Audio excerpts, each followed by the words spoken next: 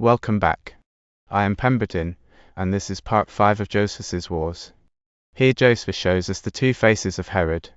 On the one side, the master builder in the harbour city of Caesarea raised from nothing fortresses and palaces, and above all the vast rebuilding of the temple at Jerusalem. On the other, the monster at home eaten by jealousy and fed by liars, he puts to death the young Hasmonean prince, then the aged Hyrcanus, and at last his own adored wife Mariamne, and is driven half-mad by grief for her. And already the whisperers are at work on the next generation, turning him against Mariamne's two sons. Let us go on. Accordingly, in the 15th year of his reign, Herod rebuilt the temple and surrounded a piece of land around it with a wall, making the enclosed area twice as large as it had been before. The expenses he laid out on it were extremely great, and the riches around it were beyond description. A sign of this can be seen in the great cloisters erected around the temple and in the citadel on its north side.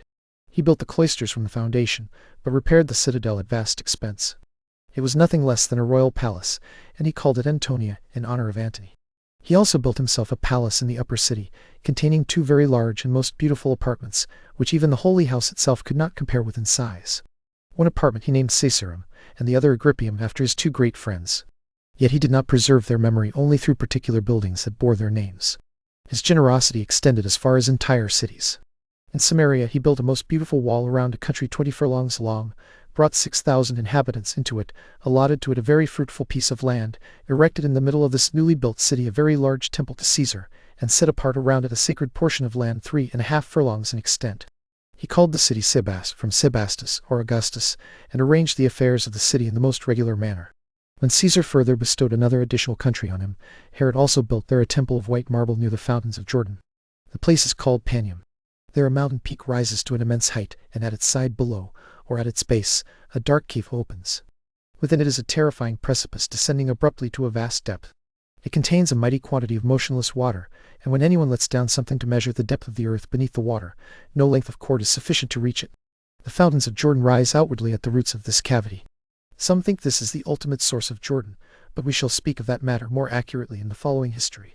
The king also erected other places at Jericho, between the citadel Cypros and the former palace, which were better and more useful for travelers than the earlier ones, and he named them after the same friends of his. To say it all at once, there was no place in his kingdom fit for such a purpose, that he allowed to be without something for Caesar's honor.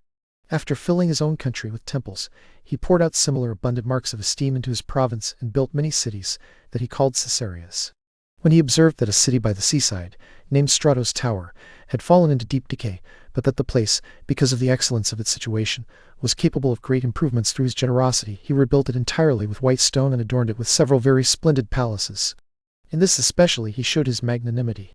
The reason was this: the whole seacoast between Dora and Joppa, with this city situated in the middle, had no good harbor. Everyone sailing from Phoenicia to Egypt was therefore forced to lie in the stormy sea because of the south winds that threatened them. If that wind blew even a little strongly, such vast waves rose and dashed against the rocks that, when they retreated, the sea was in great turmoil for a long distance. But the king overcame nature by the expenses he undertook, and by the liberal way he used them. He built a harbor larger than the Pyrrhicum at Athens, and within the inner recesses of the water he built other deep stations for ships.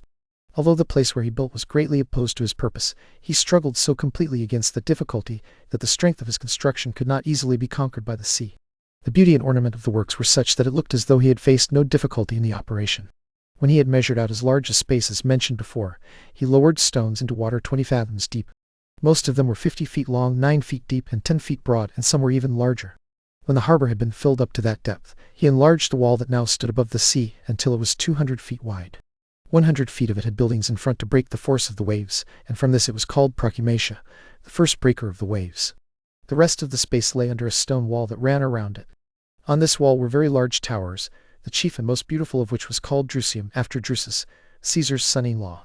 There were also a great number of arches where the mariners lived, and all the space in front of them around about was a large valley or walk, serving as a quay or landing place for those who came ashore.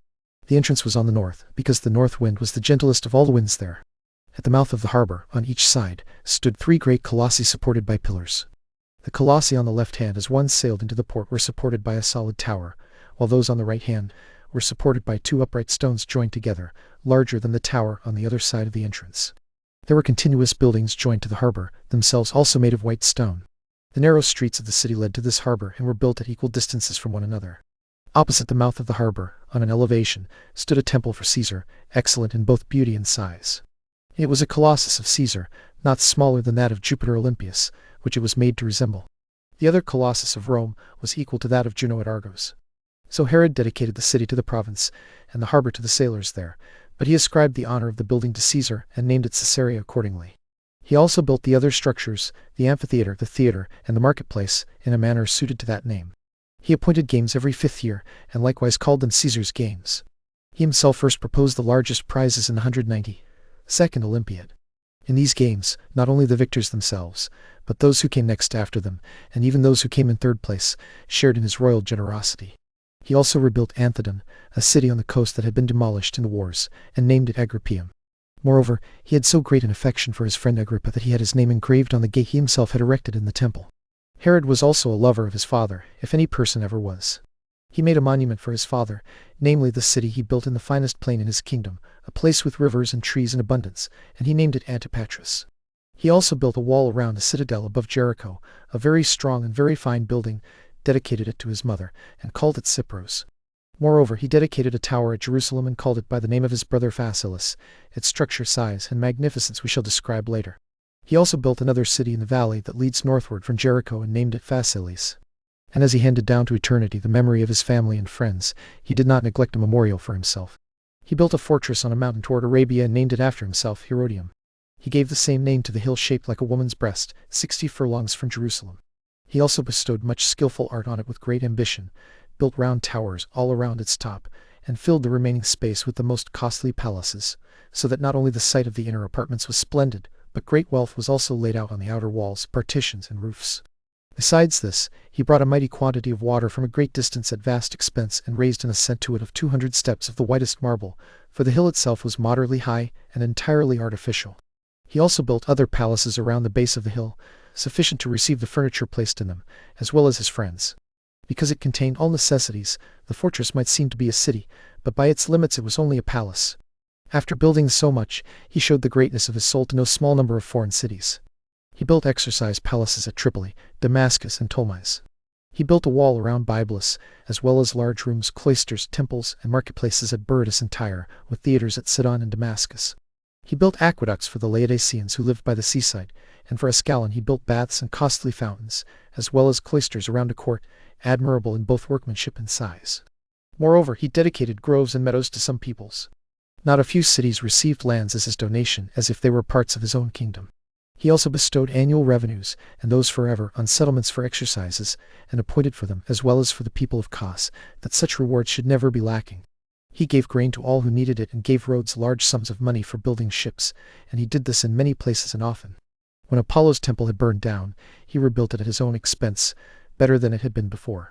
What need is there to speak of the presents he made to the Latians and Samnians, or of his great liberality throughout all Ionia, according to each people's needs? Are not the Athenians, Lacedaemonians, Nicopolitans, and Pergamus and Mysia full of the donations Herod presented to them? And as for the large open place belonging to Antioch in Syria, did he not pave it with polished marble, though it was 20 furlongs long, when it had previously been avoided by everyone because it was full of dirt and filth? Besides this, he adorned the same place with a cloister of the same length.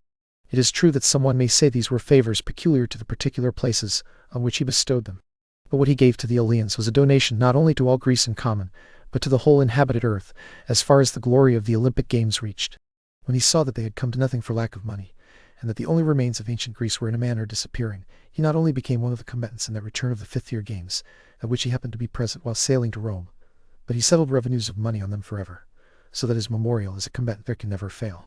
It would be an endless task to go through his payments of people's debts or tributes for them, as he eased the people of Phasaelis, Batanea, and the small cities around Cilicia of the annual pensions they had previously paid.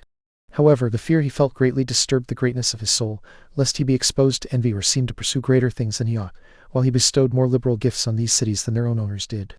Now Herod had a body suited to his soul, and was always a most excellent hunter, usually succeeding because of his great skill in riding horses. In one day he caught 40 wild beasts, and that country breeds bears, while most of it is filled with stags and wild asses. He was also a warrior who could not be withstood. Many men were amazed at his readiness in his exercises, when they saw him throw the javelin straight forward and shoot the arrow to the mark. Besides these performances, which depended on his own strength of mind and body, fortune was also very favorable to him. He seldom failed of success in his wars, and when he did fail, he himself was not the cause, but either he was betrayed by someone, or the rashness of his own soldiers brought about his defeat. However, fortune took revenge on Herod for his great external successes by raising up domestic troubles against him. He began to have wild disorders in his family because of the wife he loved so deeply. When he came to power, he sent away the woman he had married before, when he was still a private person. She had been born at Jerusalem, and her name was Doris. He then married Mariamne, the daughter of Alexander, the son of Aristobulus. On her account disturbances arose in his family, partly very soon, but chiefly after his return from Rome. First of all, for the sake of his sons by Mariamne, he expelled Antipater, the son of Doris, from the city, and allowed him to come there only at the festivals. After this he killed his wife's grandfather, Hyrcanus, when Hyrcanus had returned to him from Parthia, under the pretense that he suspected him of plotting against him. This Hyrcanus had been carried captive to Barzapharnes when Barzapharnes overran Syria. Those of his own country beyond Euphrates wanted him to stay with them, out of pity for his condition. If he had followed their wishes when they urged him not to cross the river to Herod, he would not have perished. But the marriage of his granddaughter to Herod tempted him, for he trusted Herod and was excessively fond of his own country, so he returned to it. Herod's provocation was not that Hyrcanus made any attempt to gain the kingdom, but that Hyrcanus was more fit than Herod to be king over them. Of the 5 children Herod had by Mariamne, 2 were daughters and 3 were sons. The youngest of these sons was educated at Rome and died there. The 2 eldest Herod treated as men of royal blood, because of the nobility of their mother, and because they had not been born until he was king. But stronger than all this was the love he bore Mariamne, which inflamed him more and more every day. This love so worked together with the other motives, that he felt no other troubles, because of the woman he loved so entirely. Yet Mariamne's hatred for him was not less than his love for her. She had all too just a cause for indignation because of what he had done, while her boldness came from his affection for her. So Mariamne openly reproached Herod for what he had done to her grandfather Hyrcanus, and to her brother Aristobulus. He had not spared Aristobulus, even though he was only a child. After giving him the high priesthood at the age of 17, Herod killed him soon after conferring that dignity on him. When Aristobulus had put on the holy garments and approached the altar at a festival, the multitude, gathered in great crowds, broke into tears. After this the child was sent by night to Jericho, and there, at Herod's command, the Gauls dipped him in a pool until he drowned. For these reasons Mariamne reproached Herod, his sister, and his mother in a most insulting manner, while Herod remained silent because of his affection for her. Yet the women were greatly indignant at her and raised a slander against her, saying that she had been false to his bed. They thought this accusation was the most likely to move Herod to anger. They also contrived to make many other circumstances seem believable, in order to make the charge more credible. They accused her of having sent her picture into Egypt to Antony, and claimed that her lust was so extravagant that, though absent, she had shown herself in this way to a man who was mad after women, and who had the power to use violence against her. This charge fell on Herod like a thunderbolt and threw him into disorder, especially because his love for Mariamne made him jealous. He considered that Cleopatra was a shrewd woman, and that on her account Lysanias the king had been taken off, as well as Malice the Arabian. His fear extended not only to the breaking of his marriage, but also to the danger of his life. Therefore, when Herod was about to travel abroad, he entrusted his wife to Joseph, the husband of his sister Salome, as to one who would be faithful to him, and who bore him goodwill because of their kinship. He also gave Joseph a secret command. If Antony killed him, Joseph was to kill Mariamne. Joseph had no evil design, but only wanted to demonstrate the king's love for his wife, showing that Herod could not bear even death itself to separate him from her. So Joseph revealed this great secret to Mariamne. When Herod came back, and they spoke together, he confirmed his love for her with many oaths and assured her that he had never had such affection for any other woman as he had for her. Yes, to be sure, you demonstrated your love for me by the command you gave Joseph when you ordered him to kill me. When Herod heard that this great secret had been revealed, he became like a distracted man. He said that Joseph would never have disclosed his command unless he had debauched her. His passion made him completely mad. He leaped out of his bed and ran wildly through the palace. At that moment his sister Salome also took the opportunity to ruin Mariamne's reputation and confirmed his suspicion about Joseph. Then, out of his ungovernable jealousy and rage, he ordered both of them to be killed immediately. But as soon as his passion passed, he repented of what he had done, and as soon as his anger wore off, his affections were kindled again. Indeed, the flame of his desire for her was so ardent that he could not believe she was dead, but in his disorder would speak to her as if she were still alive, until time taught him better. Then, now that she was dead, his grief and trouble appeared as great as his affection had been for her while she lived. Mariamne's sons inherited the hatred that had been born against their mother. When they considered the greatness of Herod's crime against her, they suspected him as their enemy. This began while they were educated at Rome, but it grew stronger after they returned to Judea. This disposition increased as they grew into men. When they reached an age fit for marriage, one of them married the daughter of their aunt Salome, the same Salome who had accused their mother, and the other married the daughter of Archelaus, king of Cappadocia. They now spoke with boldness, as well as carrying hatred in their minds. Those who slandered them took advantage of this boldness. Certain men now spoke more plainly to the king, saying that both his sons had laid treacherous designs against him. They said the son-in-law of Archelaus, relying on his father-in-law, was preparing to flee so that he might accuse Herod before Caesar. After Herod's head had long been filled with these slanders, he brought Antipater, the son he had by Doris, back into favor as a defense against his other sons, and began in every possible way to prefer him before them. These sons could not bear this change in their affairs. When they saw the son of a mother of no family raised above them, the nobility of their own birth made them unable to contain their indignation. Whenever they were uneasy, they showed the anger they felt. As these sons grew angrier day after day, Antipater began using all his abilities, which were very great, to flatter his father and to contrive many kinds of slanders against his brothers. He told some stories about them himself and arranged for other suitable people to raise other stories against them. At last he entirely cut his brothers off from all hopes of succeeding to the kingdom, for he was already publicly placed in his father's will as his successor. Accordingly, he was sent to Caesar with royal ornaments and other marks of royalty, except the diadem. In time he was also able to introduce his mother again into Mariamne's bed. The two weapons he used against his brothers were flattery and slander, and by them he privately brought matters to such a state that the king thought of putting his sons to death. So the father brought Alexander as far as Rome, and charged him before Caesar with attempting to poison him. Alexander could hardly speak because of his lamentation. Yet he had a judge more skillful than Antipater and wiser than Herod. Modestly, he avoided laying any accusation against his father, but with great strength of reason he refuted the slanders laid against him. After demonstrating the innocence of his brother, who was in the same danger as himself, he at last bewailed the craftiness of Antipater and the disgrace under which they stood. He was able to justify himself not only by the clear conscience he carried within him, but also by his eloquence, for he was clever in making speeches. Finally, when he said that if his father charged them with this crime, it was in his power to put them to death, he made the whole audience weep. He brought Caesar to the point of rejecting the accusations and immediately reconciling their father to them. The conditions of this reconciliation were that they should obey their father in everything, and that he should have the power to leave the kingdom to whichever of them he pleased. After this, the king returned from Rome, and seemed to have forgiven his sons concerning these accusations, though he was still not without suspicions of them. They were followed by Antipater, who was the fountainhead of those accusations. Yet he did not openly reveal his hatred for them, out of reverence for the man who had reconciled them. As Herod sailed by Cilicia, he touched at Alusa, where Archelaus treated them in the most obliging manner. Archelaus thanked Herod for the deliverance of his son-in-law and was very pleased at their reconciliation, especially because he had previously written to his friends at Rome that they should assist Alexander at his trial. So he conducted Herod as far as Zephirium and gave him presents worth 30 talents. When Herod came to Jerusalem, he gathered the people together, presented his 3 sons to them, and gave an apologetic account of his absence. He greatly thanked God and also greatly thanked Caesar for settling his house when it was in disorder, and for bringing concord among his sons, which was of greater importance than the kingdom itself. Then he said that he would make this concord still firmer. Caesar has put it into my power to dispose of the government and to appoint my successor. Accordingly, in return for his kindness, and in order to provide for my own advantage, I declare that these 3 sons of mine shall be kings. First, I pray for God's approval of what I am doing, and next I ask for your approval also. The age of one of them, and the nobility of the other 2 shall secure them the succession. Indeed, my kingdom is so large that it may be enough for more kings. Now keep in their places those whom Caesar has joined, and their father has appointed. Do not pay them undue or unequal honors, but honor each one according to the privilege of his birth. The man who pays such honors improperly will not make the one honored beyond what his age requires as joyful as he will make the one dishonored sorrowful. As for the relatives and friends who are to associate with them, I will appoint them to each of them, and I will choose them so that they may be securities for their concord. I know well that the bad tempers of those they associate with will produce quarrels and contentions among them, but if their companions are of good tempers, they will preserve their natural affection for one another. Still, I desire that not only these men, but all the captains of my army, for the present place their hopes in me alone. I do not give away my kingdom to these sons of mine. I give them only royal honors.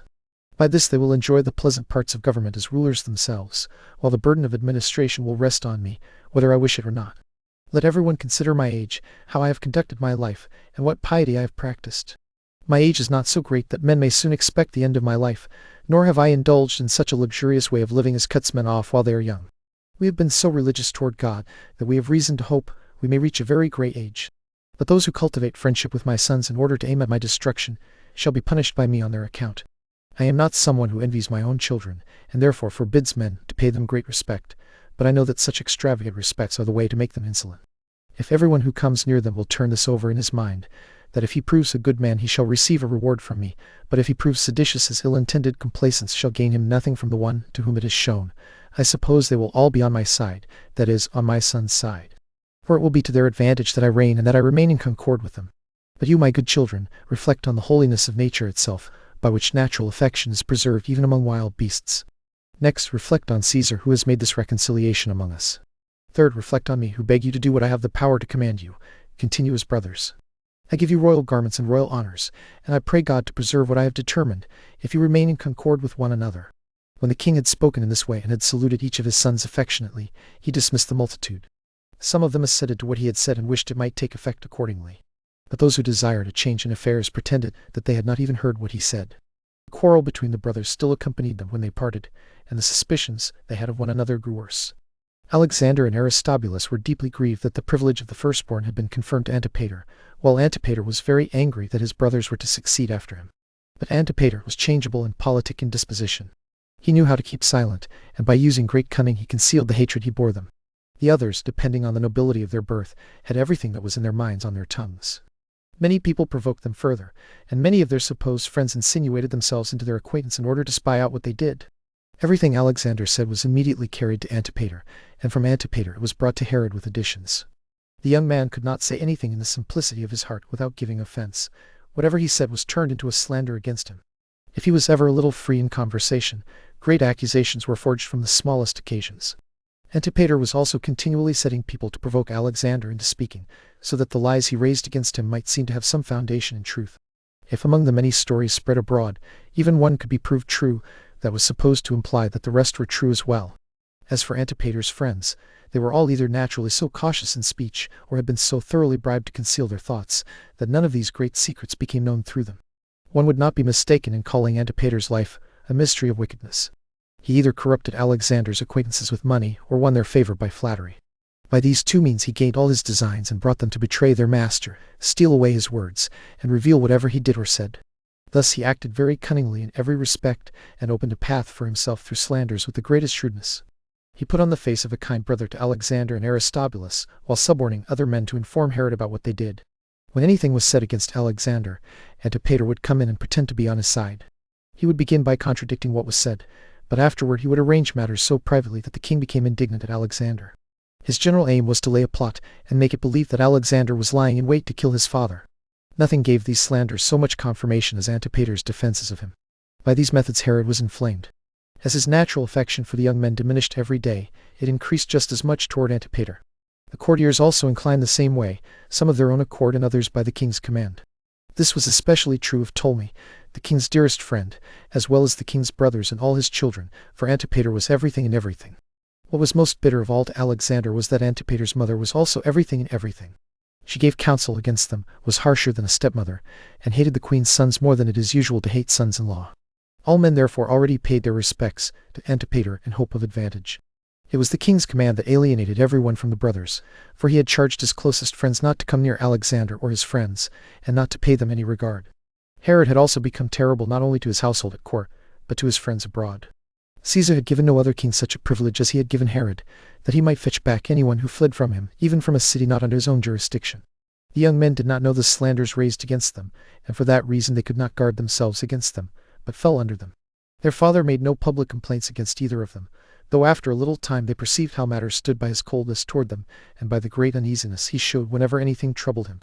Antipater had also made their uncle Pharos their enemy, as well as their aunt Salome, for he was always talking with her as with a wife and irritating her against them.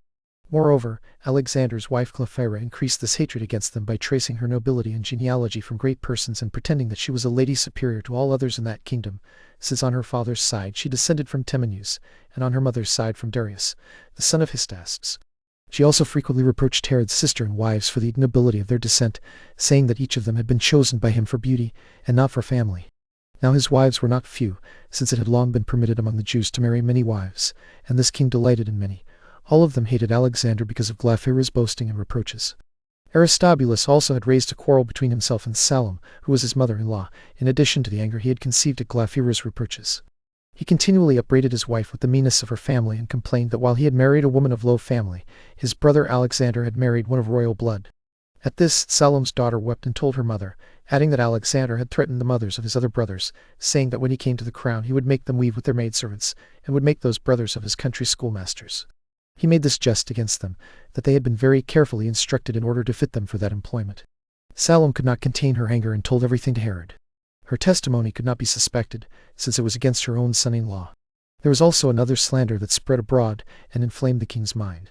He heard that these sons of his were continually speaking of their mother, and that among their laments for her, they did not refrain from cursing him. He also heard that when he gave any of Mariamne's garments to his later wives, the sons threatened that in a little time, instead of royal garments, they would clothe them in nothing better than haircloth.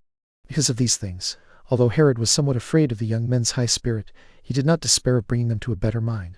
Before he went to Rome, where he was now going by sea, he called them to him. He partly threatened them a little, as a king, but for the most part admonished them as a father. He urged them to love their brothers, and told them he would pardon their former offenses if they would amend for the future. But they refuted the slanders that had been raised against them, saying they were false, and argued that their actions were sufficient to vindicate them. They added that Herod himself ought to shut his ears against such tales, and not be too ready to believe them, because there would never be a lack of people who would tell lies to their disadvantage as long as anyone would listen to them. When they had thus soon pacified him, since he was their father, they escaped the present fear they were in. Yet they saw cause for sorrow afterward, for they knew that Salome and their uncle Pharoras were their enemies. Both were grave and severe persons, especially Pharoras, who shared with Herod in all the affairs of the kingdom except the diadem. He also had 100 talents of his own revenue and enjoyed the advantage of all the land beyond Jordan, which he had received as a gift from his brother. Herod had asked Caesar to make him a tetrarch, and he was made one accordingly. Herod had also given him a wife from the royal family, none other than his own wife's sister.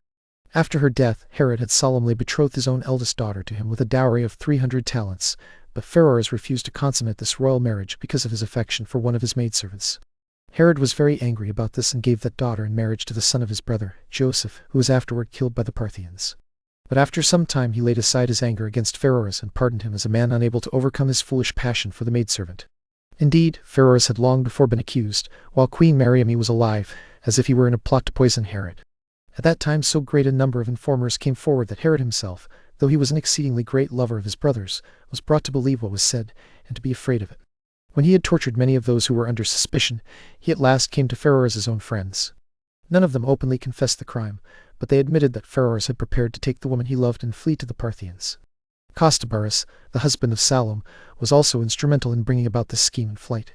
The king had given Salome to Costobarus in marriage after her former husband had been put to death for adultery. Nor did Salome escape all slander herself, for her brother Pharoras accused her of having made an agreement to marry Silius, the procurator of Obotus, king of Arabia, who was bitterly hostile to Herod. But when she was convicted of this, and of all that Pharoras had accused her of, she obtained pardon. The king also pardoned Pharoras himself for the crimes of which he had been accused. That the storm over the whole family was shifted to Alexander, and all of it rested on his head. There were 3 eunuchs who stood in the highest esteem with the king, as was clear from the offices they held around him. One was appointed his butler, another prepared his supper, and the third put him to bed and lay down near him. Alexander had prevailed on these men by large gifts to let him use them in an obscene way. When this was told to the king, they were tortured, found guilty, and immediately confessed the criminal intercourse he had with them. They also revealed the promises by which they had been induced to do it, and how they had been deceived by Alexander. They said he had told them that they should not place their hopes in Herod, an old man so shameless as to dye his hair, unless they thought that would make him young again.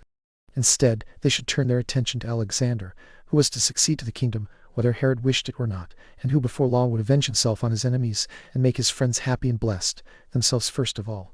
He had said that powerful men already paid respects to Alexander privately, and that the captains of the soldiery and the officers secretly came to him.